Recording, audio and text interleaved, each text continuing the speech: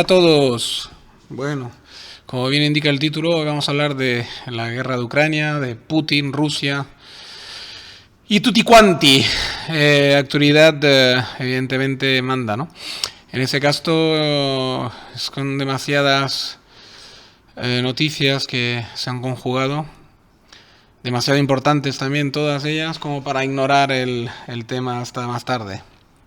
Yo quería tocar este tema un poquito más adelante, pero bueno, al final la actualidad me ha hecho que lo toque ya.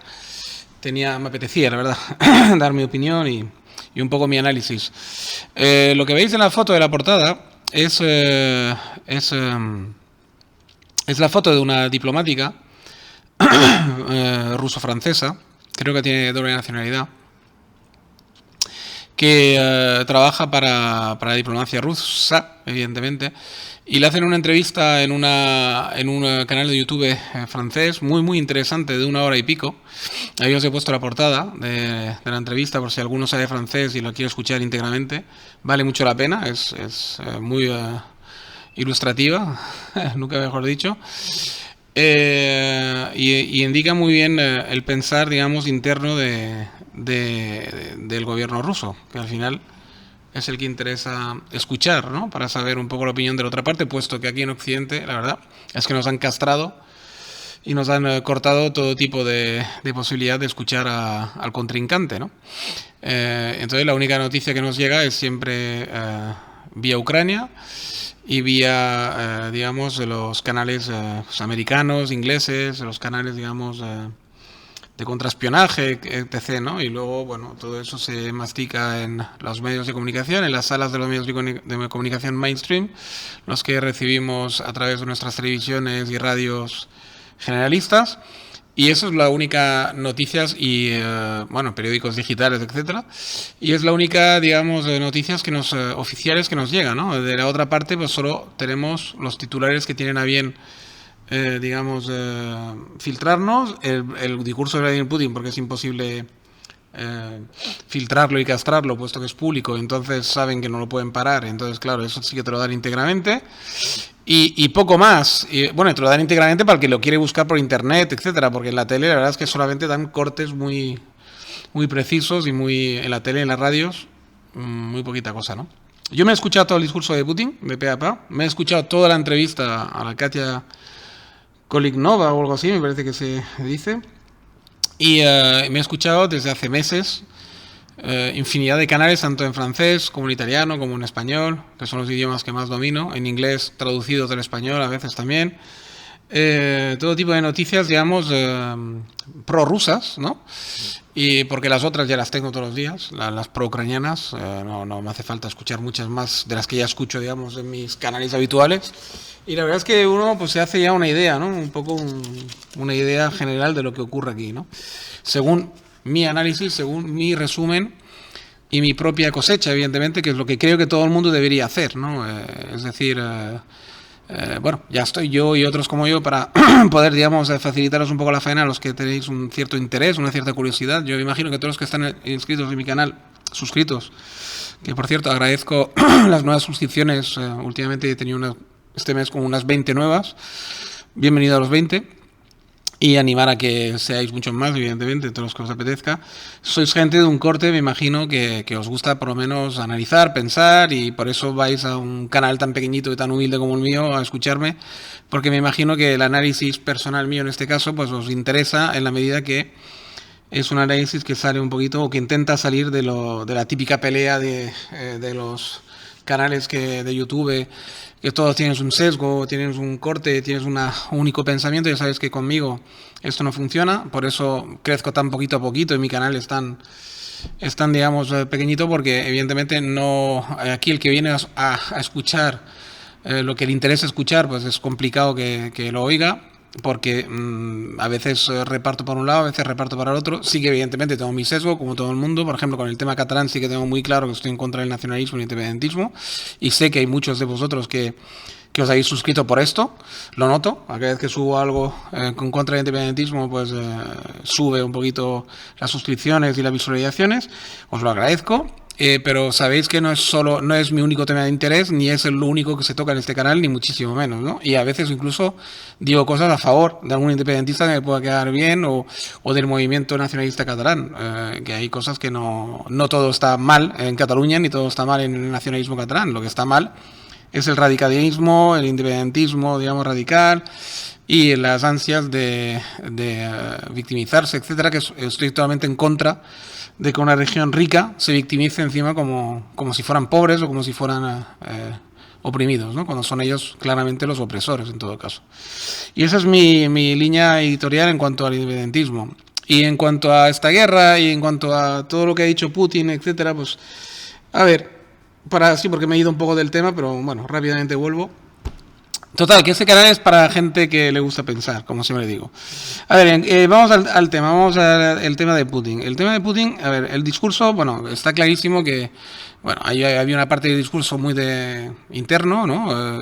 Dirigido al pueblo ruso, evidentemente, para ganarse su apoyo, que no desfallezcan en apoyar a Rusia, en apoyar a la campaña militar que era promovido.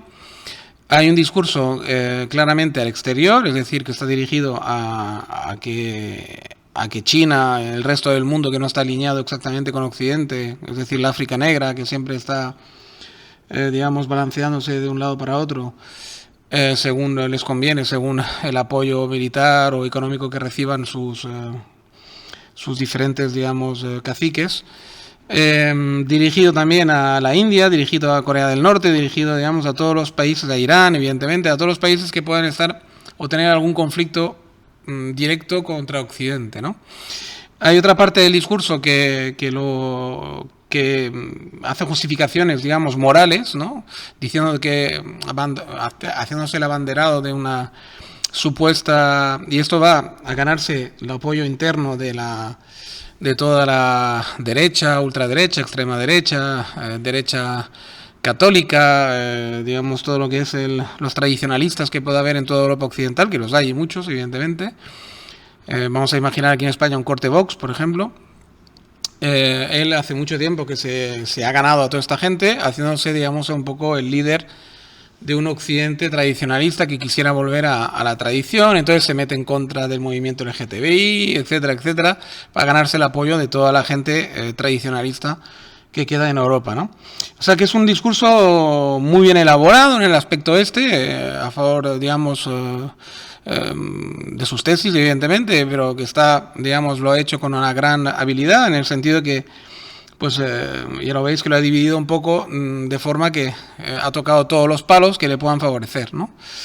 En cuanto a la Katia esta Koplinova, o como se pronuncia su nombre, el caso es que, digamos, es interesante a la medida que ella, digamos, como no es la jefa, digamos, no es la líder, ¿no? Y no tiene por qué, digamos, guardar ciertas formas, digamos, puede ir un poco más allá. Tú ves que ella en sus contestaciones y tal, pues va un poco más allá en el sentido profundo de la rebelión de por qué se ha rebelado tanto Putin y Rusia, ¿no? Y evidentemente se nota mucho que en el corazón de la rebelión de los rusos, porque claro, les iba muy bien a los oligarcas, porque no hay que olvidar que Putin en esa guerra tiene más que perder que de ganar, es decir, si le han empujado a esta guerra, supongo que no ha sido una cosa que de mucho agrado, es decir, que él no lo ha hecho así con alegría y con desenfreno es una cosa que realmente las circunstancias lo han empujado bastante a ello, ¿no? Porque se nota que hay un resentimiento profundo, larvado probablemente en los últimos, pues desde el 2014, ¿no?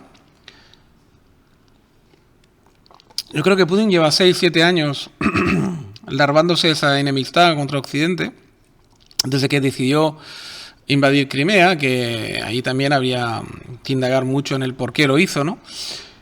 Pero bueno, por todo lo que trasluce, todo lo que he podido oír, es decir, que ellos simplemente pues es porque se creyeron siempre que fue un gran error por parte de la URSS, de los últimos detentores de la URSS, de ceder Crimea a Ucrania.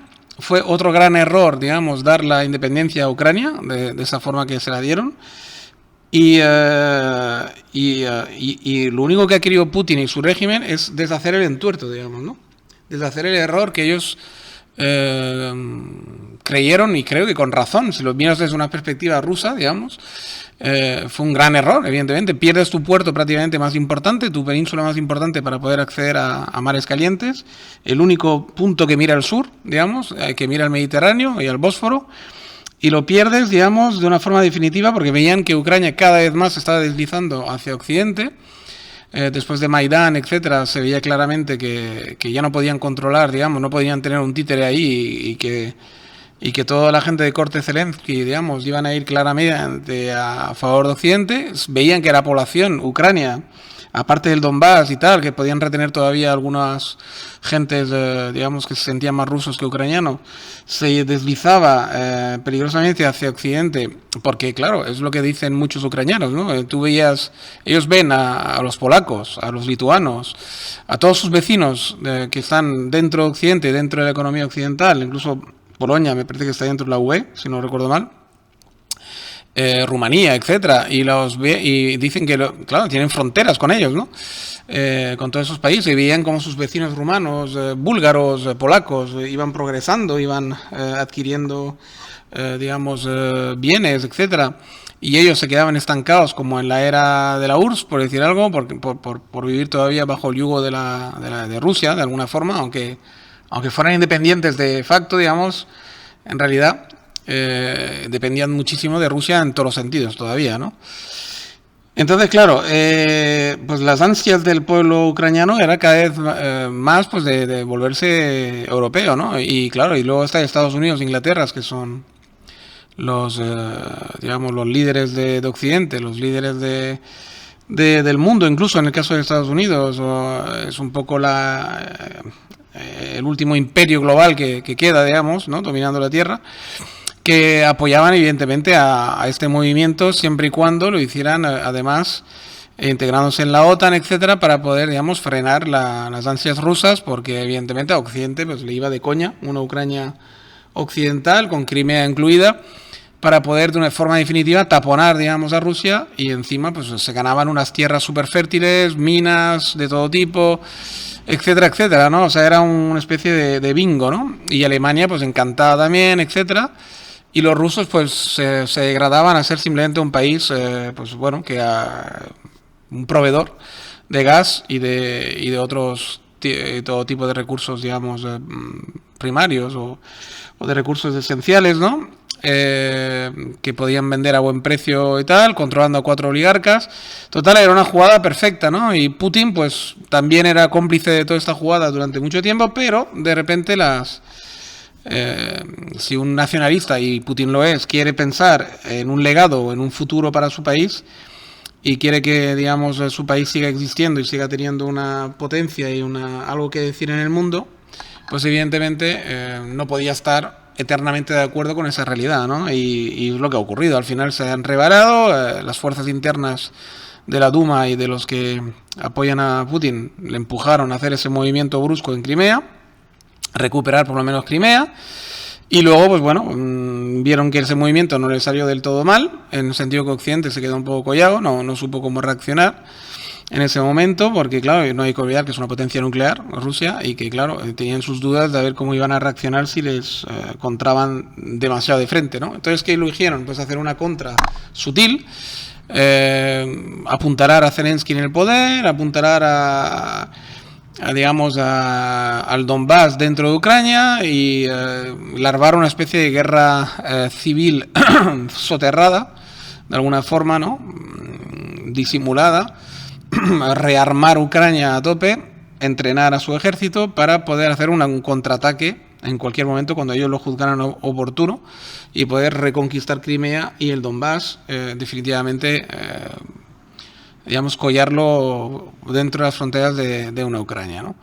Evidentemente, Putin no podía permitir esto y de ahí la guerra, ¿no? No nos engañemos, de ahí la guerra. Él vio todos esos movimientos, la propaganda que dice que él ha atacado primero antes de que le ataquen él. No estaba muy claro que iban a atacar, ni menos dentro de las fronteras de Rusia, pero sí que estaba claro que era una realidad que desde 2014 se bombardeaba de forma digamos, insistente a todas las provincias rebeldes de Ucrania, ¿no? Y eso no se puede negar, es así. Había una guerra fría, porque no eran grandes ataques ni eran grandes movimientos militares, pero sí que había una guerra que era intolerable para Moscú, ¿no? Evidentemente que había que darle fin, y escogieron hacer ese movimiento brusco, con errores de cálculo mayúsculos, porque ellos pensaban probablemente que sabían por sus informaciones que evidentemente que Ucrania estaba, digamos, rearmada por Occidente, etcétera, pero quizás no se imaginaban la resistencia tan feroz y la oposición tan grande que recibieron. Se pensaban que con ese movimiento rápido iban a descabezar rápidamente Kiev, y descabezando Kiev, pues que el resto de Ucrania caería como fruta madura, ¿no? No consiguieron descabezar Kiev por unos errores tácticos, me imagino, desde un punto de vista militar, no fue lo suficientemente rápido ni fue lo suficientemente eficaz el movimiento que hicieron. El caso es que lo desbarataron y entonces, claro, se han embarrado ahí en una guerra muy larga que probablemente no tenían previsto, pero que de alguna forma Rusia puede sostener porque no deja de ser, nunca dejó de ser una potencia militar, aunque mal organizada, quizás con corrupción, todo lo que uno quiera, pero este año de guerra ha demostrado que tenían municiones más que suficiente, que podían absorber pérdidas grandes sin demasiado problema, entre comillas, y que pueden seguir guerreando durante, por lo que veo, años, sin ningún tipo de problema hasta conseguir su objetivo. Una vez que tú has dado un paso tan grande como lo ha dado Putin y te has embarrado en una guerra y has perdido tantísimos hombres y has perdido tantísimo material, evidentemente ya no puedes dar marcha atrás, porque si no te decapitarán de forma interna. Por lo tanto, digamos, no le veo una salida fácil a esta guerra. Escuchando a la diplomática, ves que por lo menos lo que es la cúpula que sostiene Putin en el poder está muy, muy, muy decidida, está completamente decidida a vencer y a ganar y a conseguir sus objetivos. Y Occidente y Estados Unidos, por lo que veo, mientras Zelensky le queden hombres y mientras a Ucrania le quede espíritu de lucha, van a seguir apoyando a Ucrania. Por lo tanto, esto nos puede, al final, se puede convertir en una guerra muy larga, que incluso en un derrape se puede convertir en una guerra... bueno, ya es una tercera guerra mundial. De todas formas, la tercera guerra mundial nunca ha dejado de existir, nunca ha dejado porque la gente se cree que no la ha habido desde Vietnam, desde Corea, etcétera. Es decir, que la Segunda Guerra Mundial nunca se acabó del todo. Se acabó, digamos, lo que es la guerra total, con la derrota de Japón y la Alemania nazi, pero no se acabó del todo en el sentido que quedaron muchos cabos sueltos, muchas cosas por atar.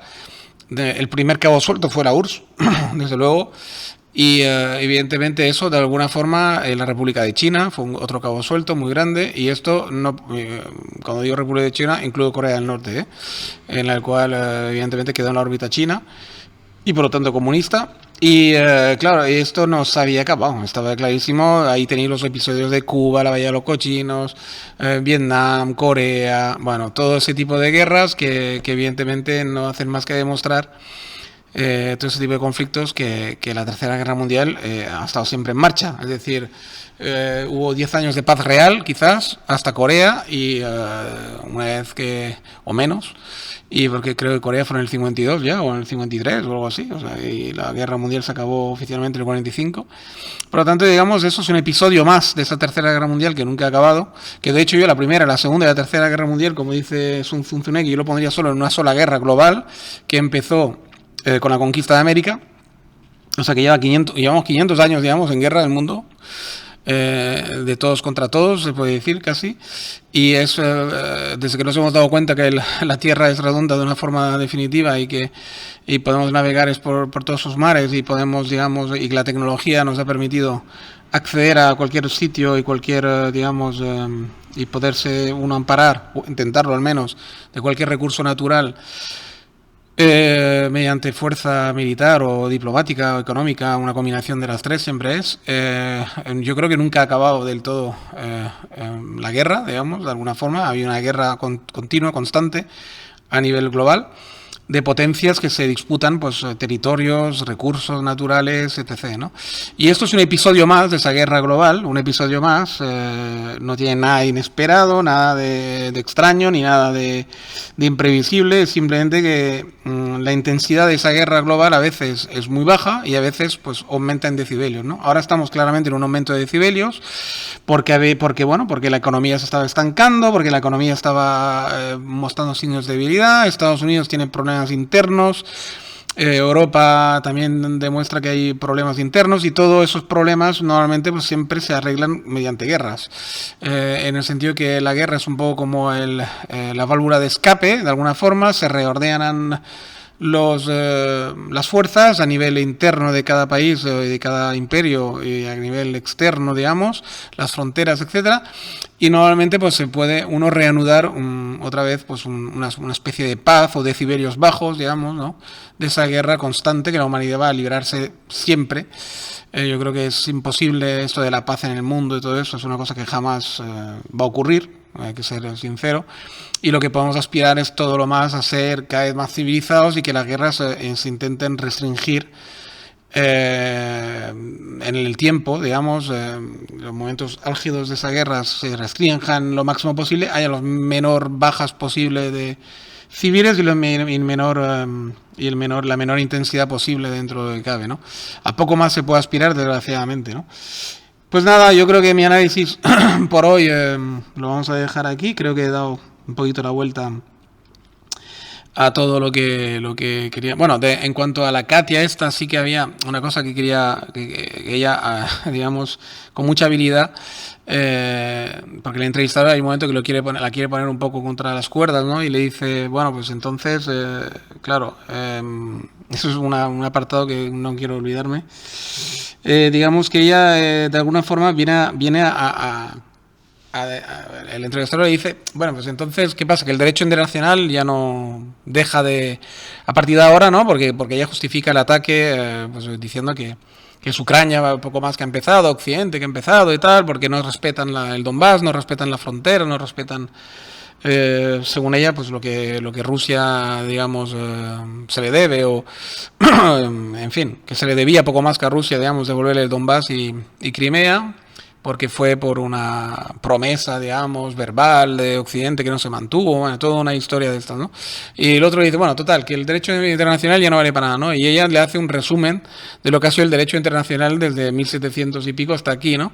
Y le da ejemplos muy, muy agudos de que Occidente tiene un derecho internacional que se ha montado a su imagen y semejanza, y que ellos las reglas las pueden infringir cuando quieras, pero cuando un país rebelde que está fuera de la órbita de, digamos, de lo que sería el occidente anglosajón, ¿no?, Estados Unidos e Inglaterra, intenta, digamos, ejercer sus derechos como nación, digamos, como Estado, ¿no?, fuerte, y como es Rusia ahora, ¿no?, que quiere ejercer sus derechos en un trozo de territorio que considera suyo, pues entonces ya esos derechos, digamos, internacionales, pues de alguna forma no valen para Rusia, pero sí valen para Estados Unidos cuando decide de forma unilateral intervenir en algún sitio, etcétera, etcétera, ¿no? Cosa que se puede contestar, pero para que veáis hasta el punto que Rusia está, la cúpula del poder al menos que está en Rusia, pues está convencida de sus argumentos, ¿no? Y de sus razones para poder seguir adelante con su guerra y con digamos todo el plan que tienen trazado, ¿no? Bien, pues nada, yo creo que el análisis, digamos, se puede acabar aquí.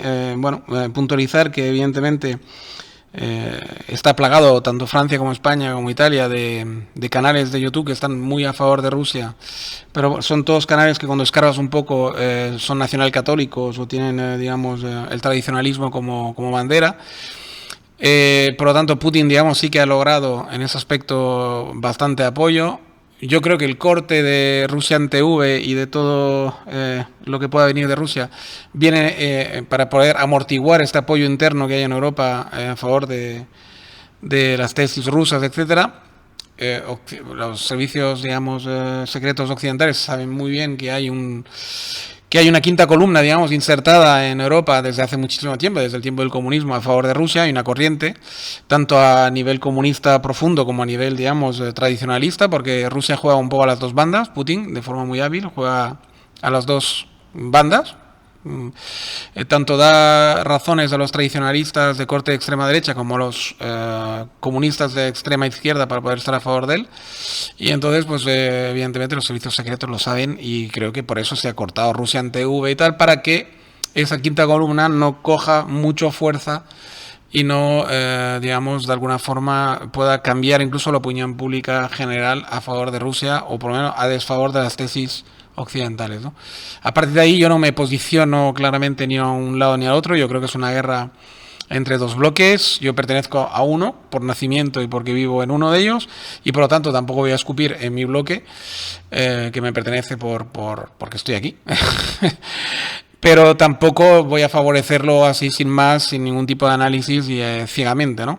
Y a Rusia, pues evidentemente, pues bueno, no voy a estar todo en contra porque no puede tener su derecho a ejercer su potencia si quiere o puede, pero tampoco voy a estar totalmente a favor porque evidentemente soy muy consciente de que un régimen como el ruso pues no es tampoco lo que nos conviene, ni es lo ideal, y quizás lo menos malo pues sea incluso el imperio anglosajón, no lo sé. El caso es que, digamos, no me voy a posicionar de una forma clara porque yo creo que como europeo no debo y no puedo y no me conviene ni me deja de convenir. Quiero decir, es una cosa que como europeo cada uno en su conciencia pues debe pensar muy bien antes de posicionarse, porque evidentemente no hay que olvidar que vivimos aquí y que nos debemos a nuestro país, a nuestra nación, a nuestros pactos, a nuestras alianzas, ¿no? O sea que de alguna forma o de otra, si uno es maduro y es consciente de lo que hace, no puede tampoco escupir en el plato, ¿no?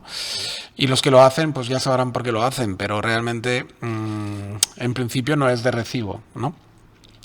Bien, el caso es que lo vamos a dejar aquí. Agradecer una vez más a todos los que os habéis suscrito, digamos, recientemente. Animar a los que todavía no lo habéis hecho a hacerlo. Y un saludo a todos, cuidaros mucho, como digo siempre. Hasta el próximo podcast. Chao, chao.